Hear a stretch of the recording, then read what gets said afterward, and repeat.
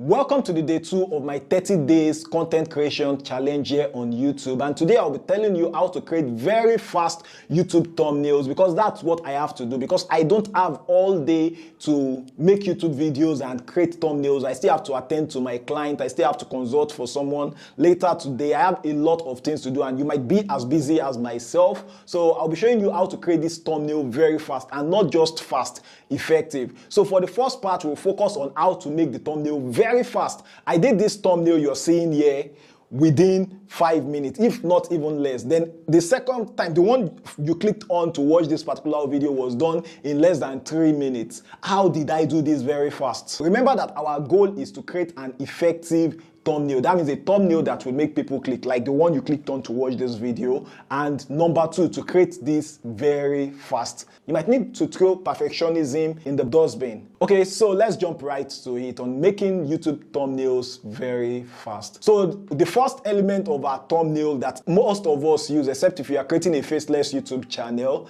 is you want your face in your thumbnail. And if you see my thumbnails that I've started creating now, you can see my face in the thumbnail. So in the first minute of pressing record button on my camera or my phone, if I'm recording with a phone, the first thing I do is to gesticulate, to make poses that can be used as my thumbnail while recording the video. For example, I do something like this, I do something like this, I do something like this, I do something like this. I just make postures I can use as my thumbnail that I can screenshot after I am done recording the video. So I just have to screenshot from the video. I don't have to spend extra time taking pictures for thumbnail. You know, like the stress of taking pictures for thumbnail, despite the fact that I have photography skill, actually wears me out, and I don't do that. But it's actually good when you take pictures, like, or in this case now, when you take screen recorded shots of the actual video. So the viewers can see that the exact person and space they see in the thumbnail is what they are seeing in the video. So that helps your retention in a way. Yeah, I talked more about retention in a video here. You can check it out. Then an alternative to that is that you can just go to a photo studio or ask your friend to take you pictures, like making all this kind of posts, like all these thumbnail posts. And after making those posts, you have like maybe 10 or 20 of those kind of pictures in a file already. Then you can always use them for your thumbnail. It's easy peasy. So all you just have to do is to type your text on it. We'll get to more information about the things to watch out for and how to make those tests also effective. You can use Canva templates, or you can use the open source alternative of Canva, which is Activista.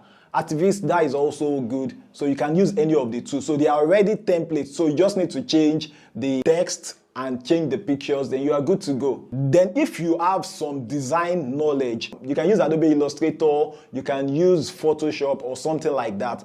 You can download templates that are already available on a site like freepik.com. So you can just change the color, the text, and the image if you want. That makes your thumbnail design process faster. Another thing you can do is to hire a designer. I know you don't want to hire a designer because it can be pretty expensive for a channel you are not making enough money from as a small YouTuber.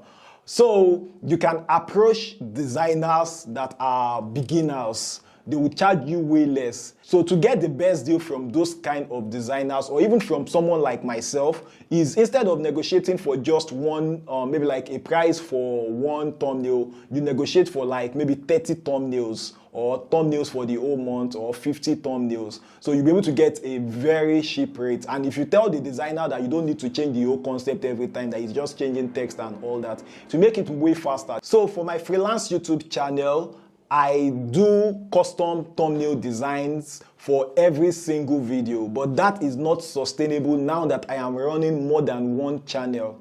On this channel, what I just do is I create 3 designs of thumbnail. You can even ask a designer to do it for you, or you do it yourself. Create 3 designs of a thumbnail, and then I have it as a template. So I can just pick one of the 3. So I can change the text and pictures within 2 minutes or 3 minutes, and I'm good to go. Now that we've talked about how to create thumbnail designs very fast for your YouTube channel, now let's talk about the effectiveness, things to put in mind to ensure that your thumbnail is effective. And saying the thumbnail is effective means that that thumbnail has the ability to improve your click-through rates. Click-through rate is the metrics on YouTube that actually reflect the performance of your thumbnail. For example, if you observe that maybe your click-through rate is poor, maybe your click-through rate is 2.5, that is very poor. A good click-through rate should be in the region of 10%, 7 is manageable. So what are the things to ensure that this click-through rate percent is higher? If your video is not performing sometimes and you check and you observe that the click-through rate is bad, you might need to redesign or change the thumbnail and it will get better click-through rate and then get better views. I've done that a lot with larger YouTube channels that I manage for clients. So number one, limit your text to 2 to 4 words. If you can have it in 2 words, better, but maximum of 4 words so that you can have a short, clear and impactful text on your thumbnail. Then ensure that this text is not a repetition of your title. It's not best. You just want to use your text to capture curiosity, to capture emotions, to capture attention.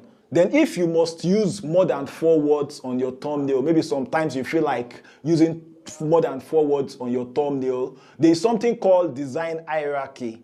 That means that ensure that maybe 2, 3 or 4 words are the bold ones. Then any other text will be very small, that they are not noticeable on first glance. That way you have given a higher hierarchy to just those 4 words. There are some fonts that are more readable and suitable for thumbnail designs. Fonts like Poppins, font like ASAP, font like Impact. I use Impact a lot. Then number 2, show emotions, show your face, show emotions, whether in the thumbnail, whether sad, whether happy, whether shocked. Then this can be done in an exaggerated way and it can also be done in a more natural way. I favor the more natural way, but the exaggerated way works more for some channels. So you can try out the two and see what works for your YouTube channel. Then for text, people naturally read from left to right. So you can ensure that your text is aligned to the left, not center aligned. Although sometimes you might want to use center aligned depending on what you are going for, but most times align your text to the left. And you know, if you are using a picture and a text, most times you want to put your text on the left side. Thank you for watching this video to the end. Don't forget to hit the like button and subscribe to this YouTube channel if you haven't. So look at this video to learn how to maintain good retention and to ensure that people watch your video from the beginning to the end, just as you have done with this video. I'll see you in the next one.